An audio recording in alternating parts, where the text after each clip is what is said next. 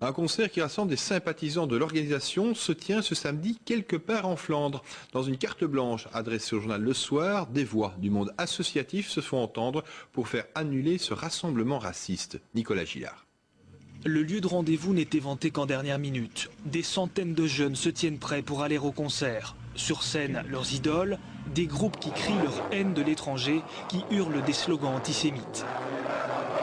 L'organisation néo-nazie Blood and Honor, c'est ce qui plaît à son public. Dans ces manifestations, il faut savoir qu'il y a vraiment l'exhibition d'insignes néo-nazis, de croix gammées, salut hitlérien, nostalgie vis-à-vis d'Hitler. La musique permet de drainer des gens et ensuite de les conscientiser, entre guillemets, c'est-à-dire de faire des adeptes, de faire des nouvelles recrues. La Belgique serait-elle devenue terre d'accueil pour les jeunes nostalgiques du Troisième Reich hitlérien?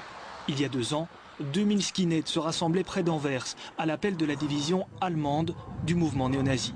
Un journaliste infiltré témoignait à l'époque. Les néo-nazis viennent ici en Belgique sans être inquiétés. Les chansons appellent au meurtre des juifs et personne n'intervient. Ces chansons sur les juifs, tout le monde les reprend en cœur.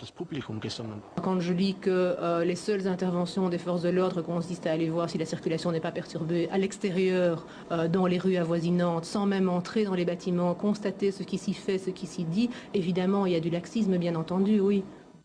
Laxisme des forces de police, inertie des autorités, Patrick De Waal répond à ses accusateurs. Ce sont les bourgmestres, commune par commune, qui peuvent, dans le cadre de l'ordre public, proactivement, pour le dire ainsi, interdire des manifestations si l'ordre public est menacé. Mais pas le ministre de l'Intérieur. On en est là, soumis au bon vouloir du bourgmestre, en attendant un prochain aménagement de la loi.